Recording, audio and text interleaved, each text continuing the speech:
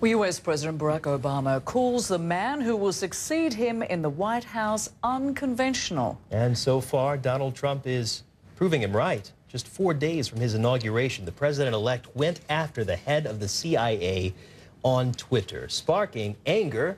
His comments about John Brennan, the comments that Brennan made to Fox News. Brennan cautioned Trump about Russia, saying that he doesn't think Trump has a full appreciation of the country's capabilities and intentions. He also slammed Trump's suggestion that the intelligence community is to blame for leaks. Listen.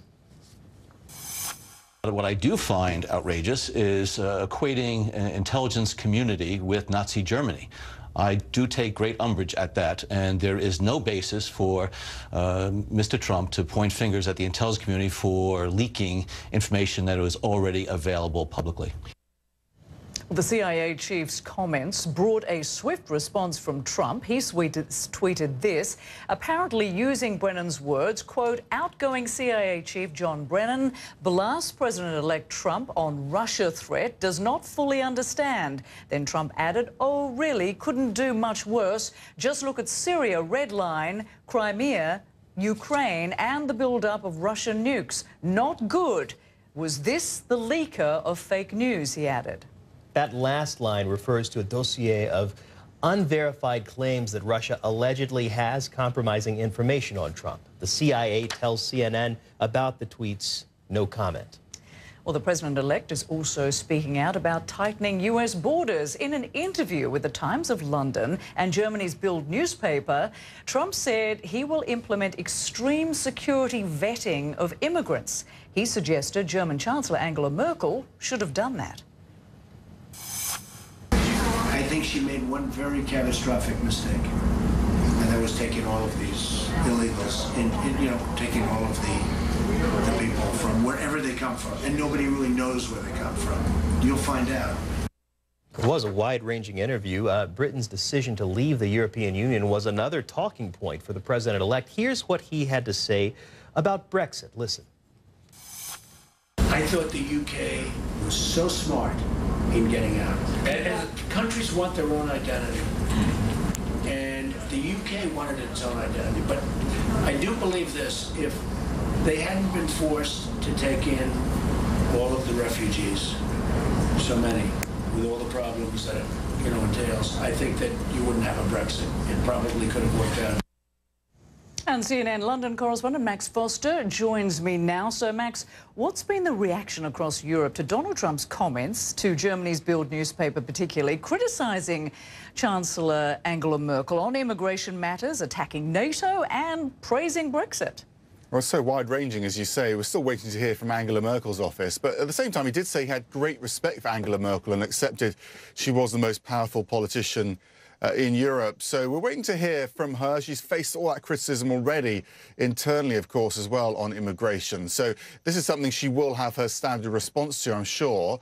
But this is the world's most powerful leader making all sorts of comments about issues which affect the whole continent. And I think we can pretty much assume that it'll be very welcome in terms of what he said on Brexit for the current Prime Minister, Theresa May, because she's got this very big speech tomorrow where she's having to outline her plan for Brexit, and it does look as though she's moving towards this idea of a hard Brexit, which is actually leaving the single European market, which could have a huge impact on the British economy, of course.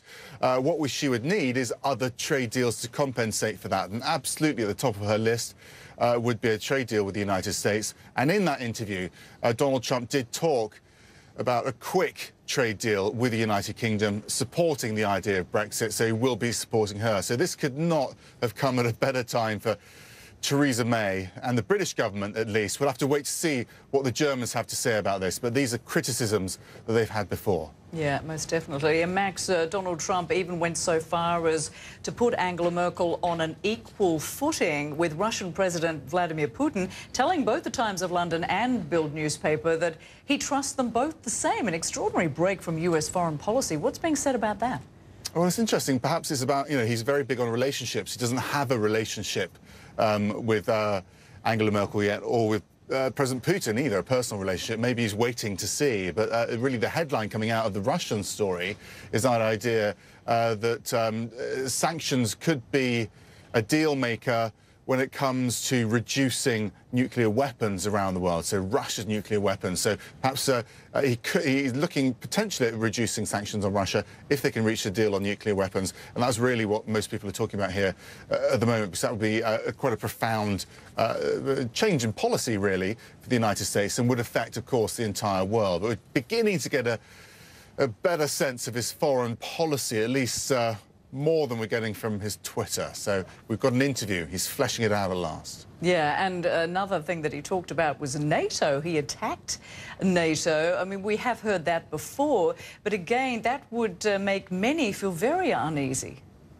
Yeah, particularly in Scandinavia, for example, in Eastern Europe, where there's a huge concern that Russia is encroaching on borders there, and airspace and sea space as well. So, you know, in Scandinavia, I know that many people holds NATO very dear, even if they're not members with NATO, because they feel that would ultimately be what protects them. But Donald Trump made it very clear again that he thinks the concept is quite outdated, and he gets very frustrated that other members of NATO, apart from the United States, aren't contributing as much as they should. So that's going to be a big pressure when it comes to doing deals in Europe in future, I think, probably. If they want to keep NATO, they're going to have to contribute more.